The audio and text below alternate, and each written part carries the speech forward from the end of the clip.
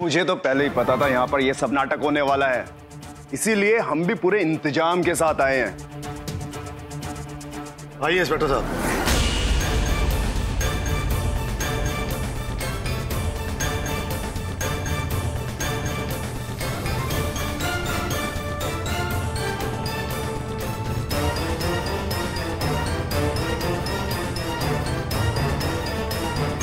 यही है वो आदमी जो कपूर साहब के पैसे लेके बैठा है।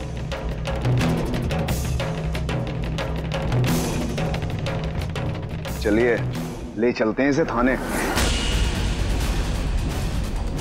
जमानत हम होने नहीं देंगे इसकी। मुझे तो लगता है 420 कर रहा है हम लोगों के साथ। नहीं नहीं इंस्पेक्टर साहब, देखिए मैंने कपूर साहब से पैसा लिया था, टाइम पर नहीं दे पाया, लेकिन मैं मना थोड़ी ना कर रहा हूँ उनका पैसा देने के लिए। कुछ समय की मोहलत मांग रहा हूँ और मैं वादा करता हूँ कि मैं इनके पैसे चुका दूंगा। देखिए, आपको जो कुछ भी कहना है वो पुलिस स्टेशन में चल के कहिएगा। इंस्पेक्टर साहब, मेरी बात समझने की कोशिश कीजिए। जब पैसा देने की औकात नहीं थी तो पैसा लिया क्यों? अब कुछ नहीं हो सकता। इंस्पेक्टर साहब, ले चलो इसे। इंस्पेक्टर साहब, अगर मैं जेल चला गया तो मैं पैसे का इंतजाम नहीं कर पाऊंगा। मुझे यहाँ रहने दीजिए, जल्दी से जल्दी इनका पैसों का इंतजाम करके इन्हें चुका दूंगा। क्या कहते हैं कपूर साहब?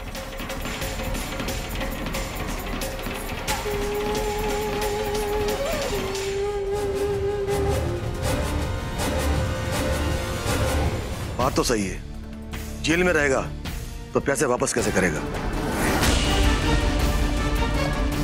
ठीक है, 1 हफ्ता देते हैं तुम्हें।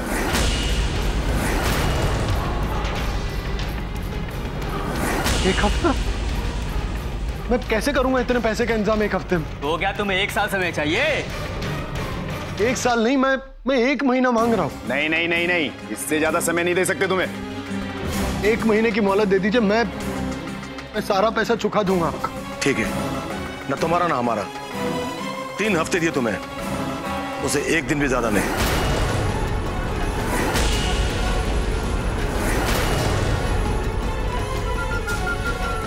इन लोगों ने तुम्हें 3 हफ्ते का वक्त दिया है पैसा इनको वापस करने के लिए। अगर तुमने 3 हफ्ते में इनका पैसा वापस नहीं किया तो चुपचाप अपने आप पुलिस स्टेशन चले आना, और अगर मैं आऊंगा तो तुम्हें घसीटते हुए पुलिस स्टेशन ले जाऊंगा, समझे?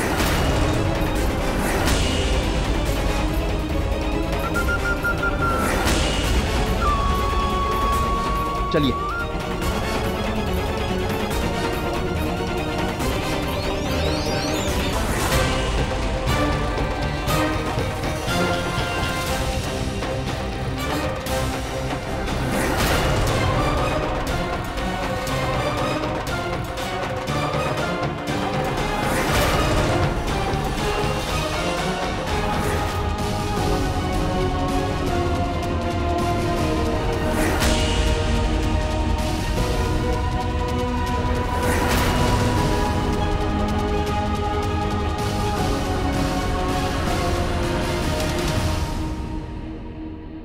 ये पुलिस यहाँ क्यों आई थी मंगला? और क्या हो रहा है यहाँ पर?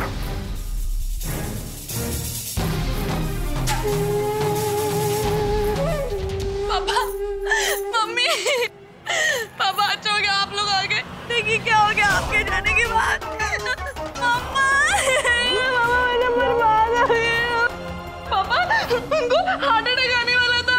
Heart attack. आकाश, क्या हो रहा है ये सब कुछ? तुम चुप क्यों हो आकाश? मैं पूछ रहा हूं क्या हो रहा है ये सब कुछ? ये किस मुंह से बताएगा बाबूजी? इसने क्या गुल खिला है ना, मैं आपको बताता हूं।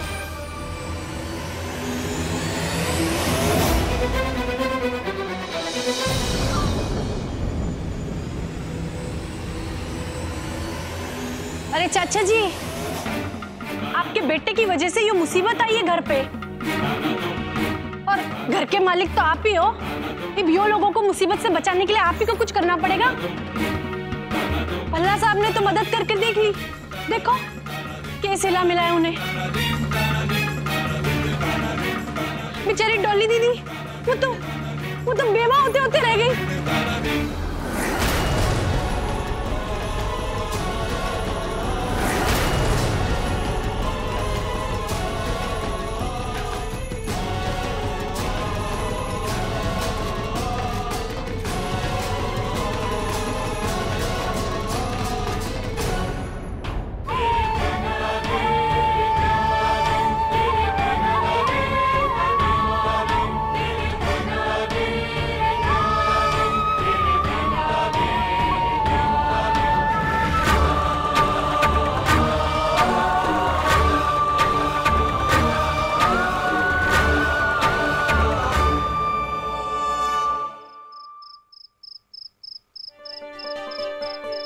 देखिए ना बाबूजी, मार्केट में बेइज्जती, सर पे 30 लाख का कर्जा और घर के दामाद की ये हालत।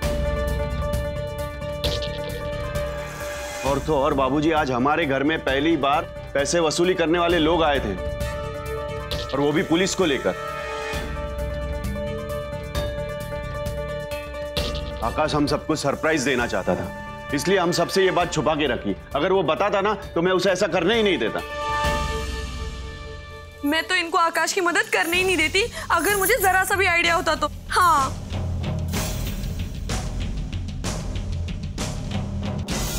भला साहब तो देवर जी की मदद करना चाहते थे बाबूजी, लेकिन देवर जी ने क्या किया उनके साथ? पैसे लिए और डुबा दिए, वो भी इतनी बड़ी रकम।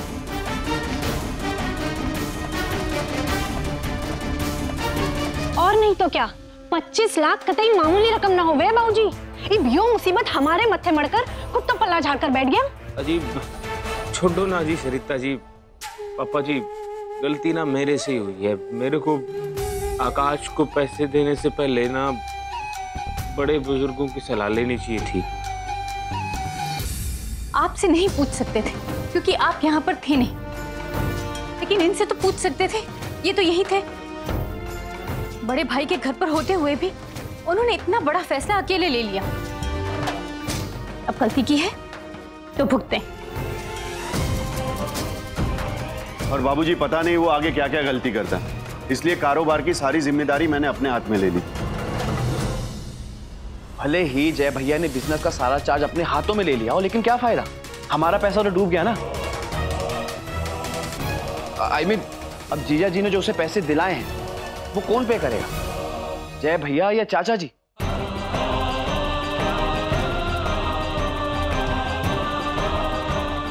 जो नुकसान देवर जी ने किया है उसकी भरपाई वो खुद ही करेंगे।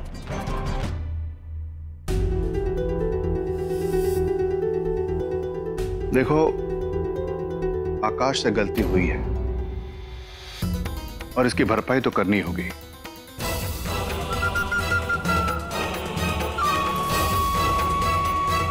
लेकिन ये भरपाई कैसे होगी? कहां से आएगा इतना पैसा?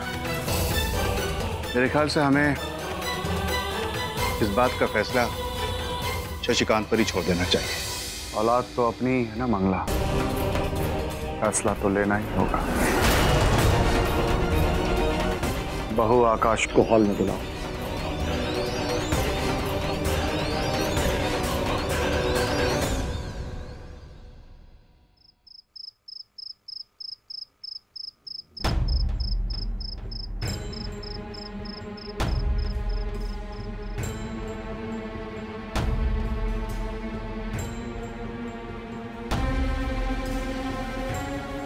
नुकसान तो हुआ है, वो भी बहुत बड़ा। आकाश ने बिना किसी से विचार विमर्श किए ये फैसला लिया है, इसलिए इस गलती की जिम्मेदारी भी सिर्फ और सिर्फ आकाश की है।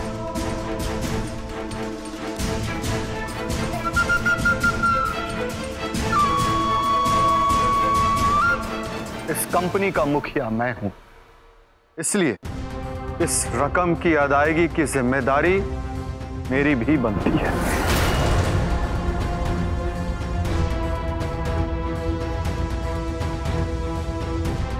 चूंकि 30 लाख रुपए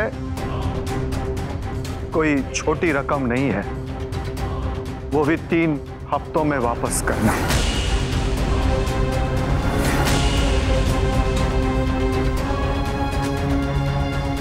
इसलिए मेरे पास इस घर को बेचकर उस रकम को अदा करने के सिवाय और कोई दूसरा रास्ता नहीं दिखाई दे रहा है।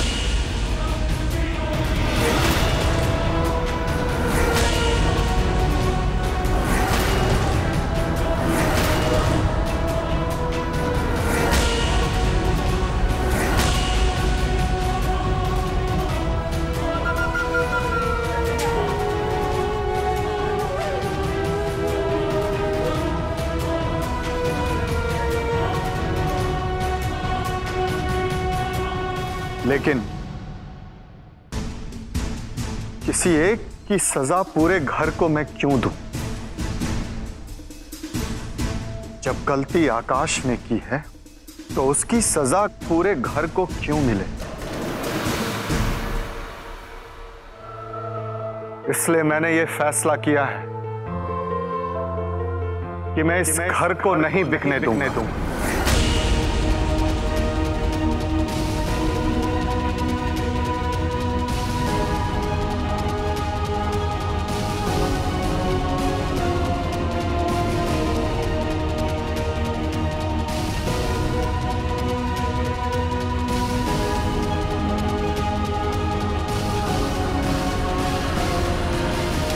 आकाश ने दामाद जी के दोस्तों से जो पैसा लिया है वो सिर्फ और सिर्फ उसे ही लौटाना होगा।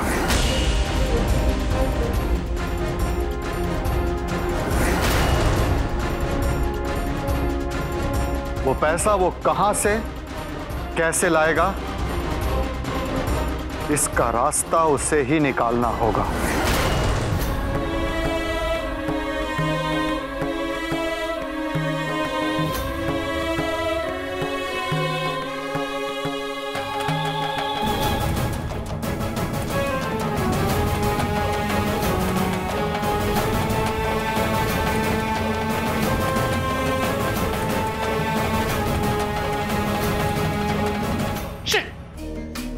जीजू, ये तो वही बात हो गई ना कि हाथ को आया लेकिन मुंह ना लगा, सारी मेहनत बेकार। सब्र रख साले साहब, सब्र रख। मैंने तेरे को पहले भी समझाया था कि बाबा जी कहते हैं कि सब्र का फल मीठा होता है। थोड़ा सा टाइम दो, उसके बाद देखिए काम कैसे होता है। Just wait and watch. जय हो बाबे की।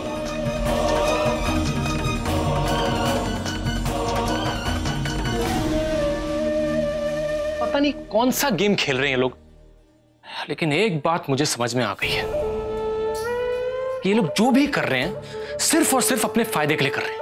इन लोगों को मेरी चाट से कोई लेना देना है ही नहीं।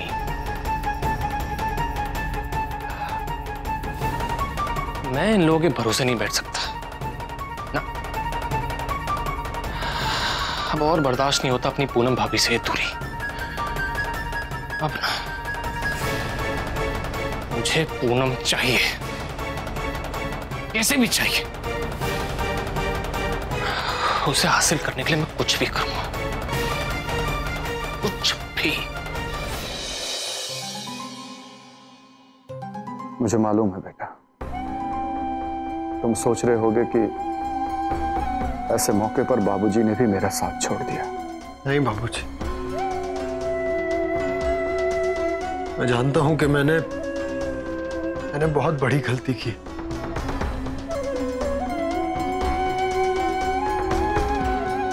मेरी वजह से आज इस घर में पुलिस आई।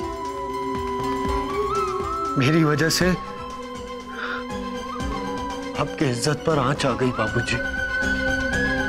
तुम्हें मैं तुम्हारी बचपन की एक बात याद दिलाता हूं। याद है तुमने साइकिल चलाना कैसे सीखा था? तुम साइकिल पे चढ़ते थे और मैं पीछे से तुम्हें साइकिल पकड़कर तुम्हें सहारा देता था। तुम गिरते भी थे, तुम्हें चोट भी लगती थी, लेकिन तुमने हिम्मत नहीं हारी, क्योंकि तुम्हें विश्वास था कि तुम्हारे बाबूजी तुम्हारे पीछे खड़े। और धीरे धीरे तुम मेरे सहारे के साथ साइकिल चलाने लगे। फिर मैं साइकिल पकड़कर तुम्हारे पीछे पीछे दौड़ता था और बीच में हाथ हटा लेता था, लेकिन तुम्हें नहीं मालूम पड़ता था, लेकिन तुम साइकिल चलाते रहते थे। और एक दिन मैं तुम्हारे पीछे नहीं दौड़ा, तुम अकेले ही साइकिल चलाते हुए आगे निकल गए। उस दिन मुझे यकीन हुआ कि तुम साइकिल चलाना सीख गए। और आज भी कुछ ऐसा ही दिन है। तुमने अकेले जब साइकिल चलाई है तो चोट तो लगेगी, लेकिन तुम संभल जाओगे। और बहुत दूर जाओगे। ये लो बेटा।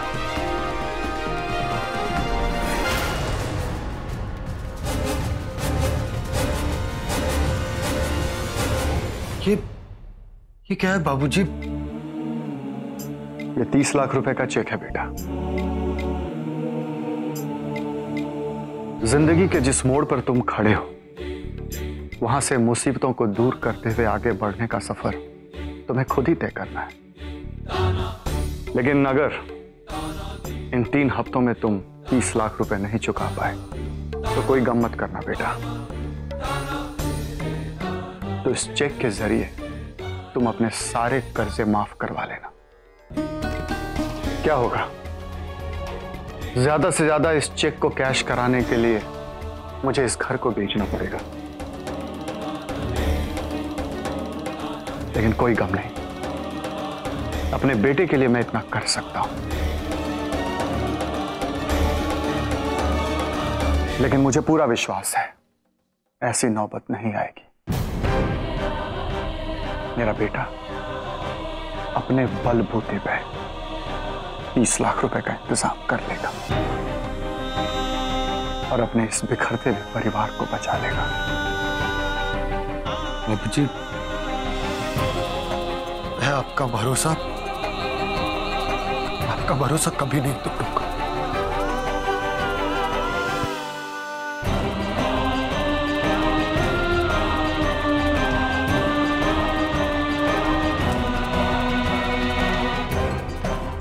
मुझे तुम पर पूरा विश्वास है बेटा,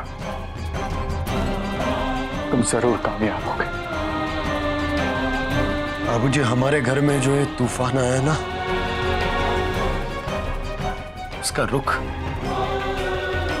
रुख मैं मोड़ कर रहूंगा। बस मुझे आशीर्वाद दीजिए।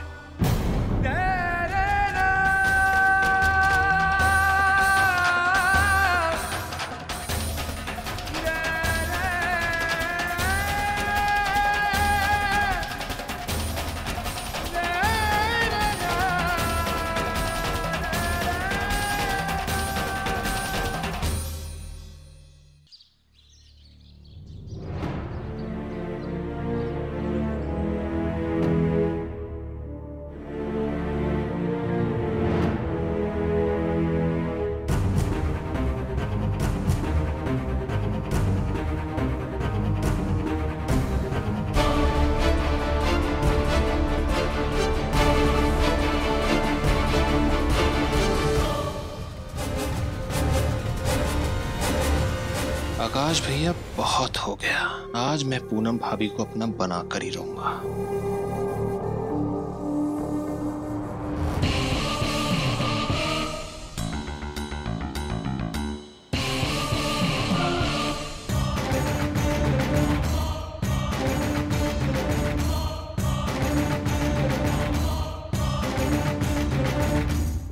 कितना लकी है ये बेड जिस पर आप सोती हैं पूनम भाभी। उफ, ये पिलो जिस पर आप सोती हैं पूनम भाभी, इसमें अभी भी आपकी खुशबू है जो मुझे पागल कर रही है।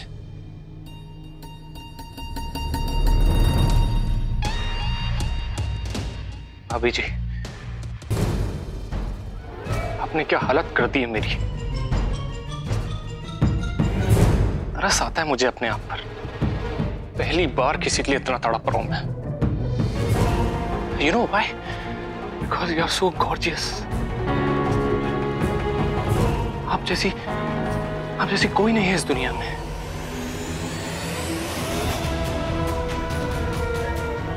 अब मुझसे और इंतजार नहीं होता। मैं कुछ भी करूंगा आपको पाने के लिए। And that's for sure. I want you, Poonam. वरना मैं पागल हो जाऊंगा मैं।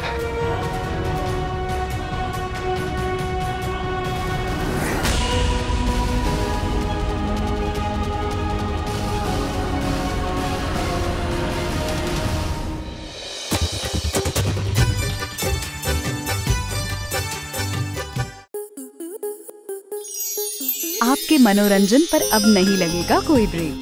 स्टार प्लस के बेहतरीन शोज देखने के लिए लाइक, शेयर और सब्सक्राइब करें स्टार प्लस यूट्यूब पेज को।